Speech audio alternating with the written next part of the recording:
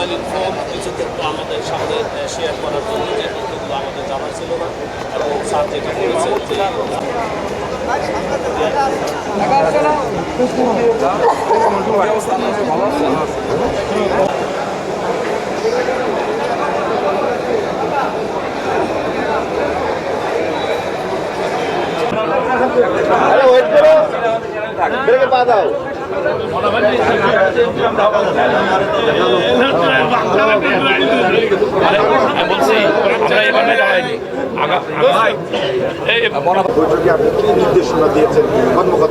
আমি কর্মকর্তাদের বলেছি কয়েকটা বিষয়।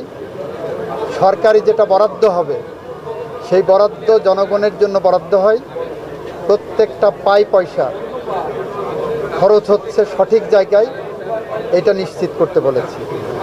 এবং বলেছি যদি কোনো দুর্নীতির আশ্রয় কেউ নেয়, শুধু তার চাকরি যাবে, ডিপার্টমেন্টাল প্রসিডিং হবে, সেটা হবে না, সাথে তার বিরুদ্ধে একটা দুর্নীতির মামলাও হবে।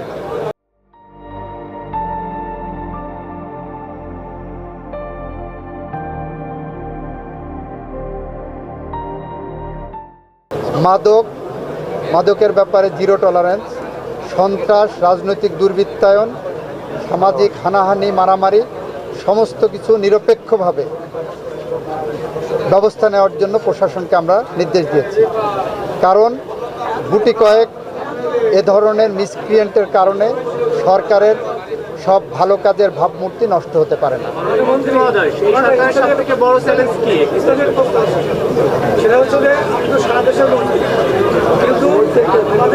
দেখছেন, এবং সরকার আইনসঙ্গতভাবে ফ্যাসিস্টদের বিচার করতে বদ্ধপরিকর।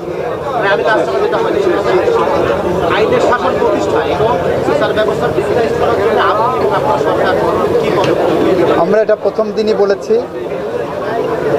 বাংলাদেশের রক্তের সিঁড়ি বেয়ে ফ্যাসিস্টদের পতন করে ঘটানো হয়েছে। বাংলাদেশ গণতান্ত্রিক অগ্রযাত্রায় মহাসড়কে উঠেছে। সুতরাং আইনের শাসন, ন্যায় বিচার, মানবাধিকার প্রতিষ্ঠায় আমাদের সরকার বদ্ধপরিকর, এবং সেই পথ ধরে আমরা হেঁটে যাব। এটাও ইন্টারনাল ডেভেলপমেন্ট। আরো আসবেন।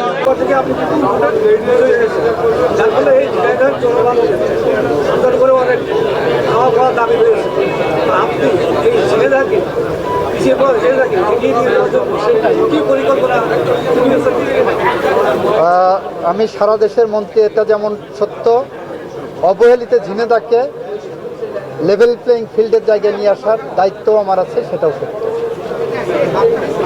করছি। ল অ্যান্ড অর্ডার সিচুয়েশন এখন পর্যন্ত যেটা আছে, নট ব্যাড। সর্বশেষ প্রশ্ন, যে আমাদের একটি প্রশ্ন, কারাগারে আছে, জামিন পাচ্ছে না, সেই ক্ষেত্রে আসলে তাদের জামিন এটা আদালতের ব্যাপার। জামিন কাকে দেবেন কাকে দেবেন না সেটা আদালত নির্ধারণ করবেন, এটা আমাদের ব্যাপার।